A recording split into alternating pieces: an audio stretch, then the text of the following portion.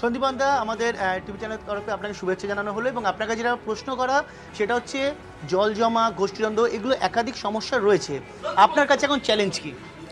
দেখুন, আমার কাছে চ্যালেঞ্জ একটাই, সেটা হচ্ছে আমাদের মাননীয় মুখ্যমন্ত্রী মমতা বন্দ্যোপাধ্যায় এবং আমাদের সেনাপতি অভিষেক বন্দ্যোপাধ্যায়। তিনি চান মানুষকে পরিষেবা পৌঁছে দেওয়া, মানুষের পাশে দাঁড়ানো, মানুষের জন্য কাজ করা। আমরা বহু কাজ করে এসেছি, কিন্তু দেখুন কখনোই 100% কাজ পুরো হতে পারে না। এর আগে বিধায়ক ছিলেন আমার বাবা শ্রী স্বর্ণকমল সাহা মহাশয়, তিনিও সেখানে যথাসাধ্য কাজ করে এসছেন, অনেক কাজ তিনি করেছেন এবং সব কাজ তো পূর্ণ হতে পারে না।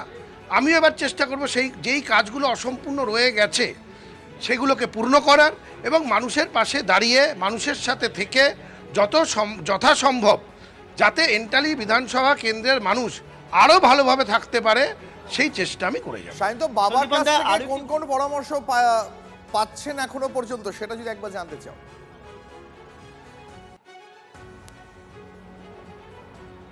একদম একদম দীপ, বাবার কোন পরামর্শ পাচ্ছেন? দেখুন, বাবা সর্বদা আমাকে রাজনৈতিকভাবে এগিয়ে যেতে সাহায্য করেছেন।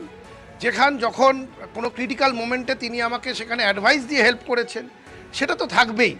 তারপরে পথ চলা নিজের, তিনি গাইড হিসেবে মাথার ওপরে ছিলেন, আছেন, তিনি থাকবেন।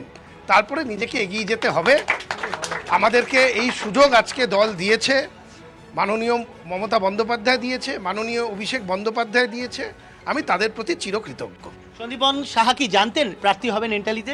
না, এটা কেউ জানতে পারে না। আমাদের দল এমন একটি দল যেখানে কে কখন কি দায়িত্ব পেতে পারেন সেটা আগে থেকে কেউ জানেন না, কিন্তু যখন সে দায়িত্বটি পায় সে কিন্তু তখন তার 100% দিয়ে সেই দায়িত্ব পালনের জন্য সর্বচেষ্টা অনেক সে ধন্যবাদ করে। সায়ন্ত।